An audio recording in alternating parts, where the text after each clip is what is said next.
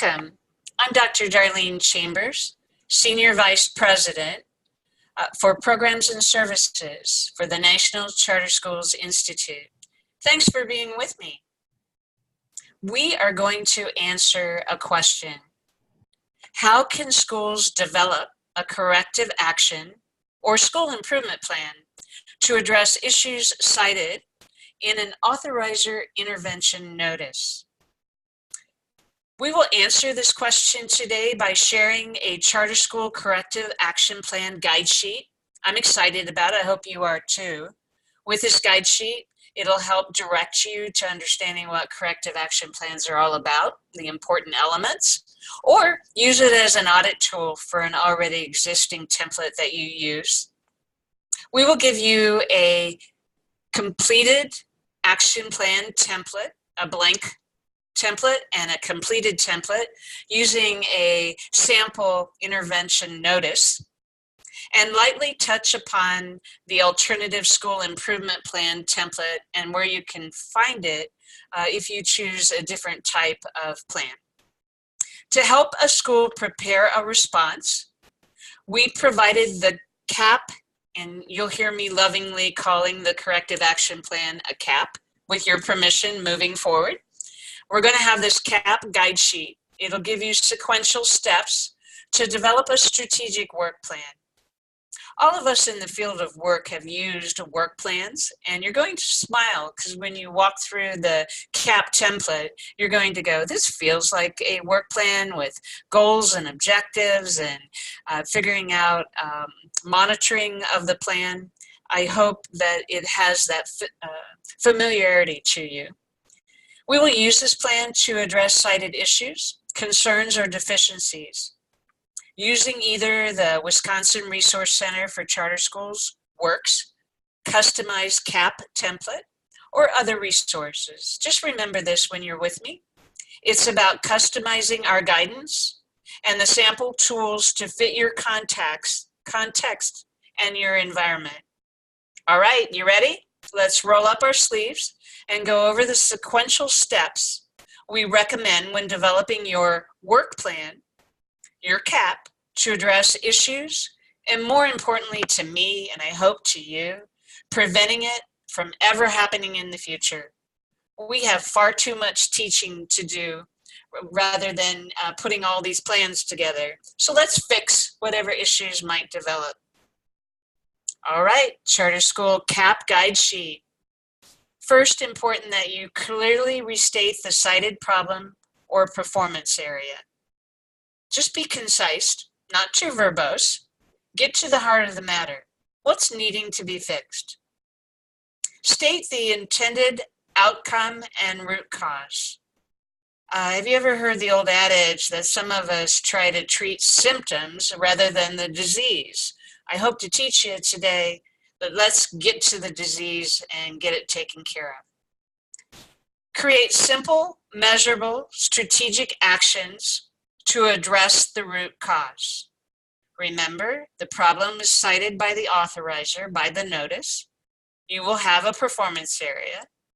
You will need to address the root cause that caused it, and then let's come up with some actions to address the issue at hand. Who will know what to do if you don't identify the responsible persons? Key to your plan. Achievable deadlines. Make sure that the authorizer, that your team, that you know when you're going to get it fixed and when those steps are going to happen. How will anyone know your progress if you don't reach out and talk with the authorizer, your own board, your team, and communicate the progress and revisit it? Assure ongoing performance. This is an important area for me. I don't want to be back here again. How about you? What am I going to do to make sure that my performance is on target, on task, and meeting those metrics I agreed to? That's your guide sheet. Use it to audit already existing plans that you have, or authorizers use this to take a look at an action plan that's submitted. Schools, if you follow these steps, you will be able to address the issues that the authorizers have presented to you. The corrective action plan template that you will find on the Works website is a template ready to lock and load. We're going to walk you through a sample on this template, and we're going to even help you understand where the language comes from, where the focus should be, so that after today's time with me, you should be able to fill one out. Let's get started. Defining areas of concerns, the issues, that comes from the author's concerns expressed in the notification. My sample today is Authorizer XXX has financial review concerns they've expressed in a letter to you and your board. I even put a date on it. The findings show that there's a failure to record all financial reporting liabilities. In the corrective action plan requirements, this particular authorizer, XXX, gave you a list of required actions. They want all liabilities recorded within 30 days and before the end of the school year. The school will contract with or directly employ an individual who holds a valid state level 2 license. Your authorizer was very succinct when they put that in the letter to you. A permanent business manager must begin employment, and they even give you dates to have that manager hired and active. And the whole board and authorizer XXX from moving forward will need to receive monthly reports. Again, this whole area of your template could have been extracted from the letter, the notice of concern, the notice of deficiency perhaps, that you received from your authorizer. Schools, this is up to you. Can you see at the top that it says to be completed by the school? You have all the pieces and parts you need to pay attention to in your notice letter. Now, let's take a look, roll up our sleeves, and really get into how are we going to address the issues? How are we going to address the directions and the directives that your authorizer gave you in the letter? Intended outcome of corrective action. All liabilities will be recorded within 30 days and before the end of the school year. You took a look at the overall issue and you were trying to figure out what the symptoms were, but you want to target, deep dive in to what was the disease. What caused all this? Why did we get this letter? Notice of deficiency. We believe that our root cause was a lack of consistent, permanent, or contracted business manager with proper licensure to provide proper and expected financial reporting as required by contract and law. You're stating that to your authorizer. Your authorizer now knows that you're very serious about bringing this business manager onto your team and retaining this business manager. Let's go into our actions, paying attention to our intended outcome, our root cause analysis. Step 1, no surprise, we're going to hire that qualified licensed business manager, and this person will be employed and or subcontracted. But let's take a look at all the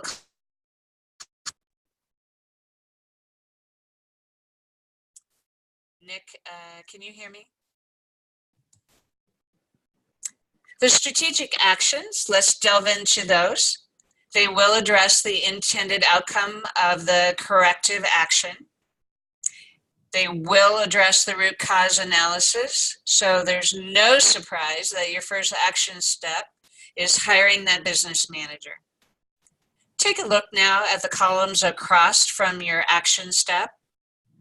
We are trying to guide you with a template to always have responsible people for each action, to have a beginning date, a due date, resources that are required. Please pay attention that oftentimes these actions will take a part of your budget, will have a cost associated with them, whether it's time, staff, or money.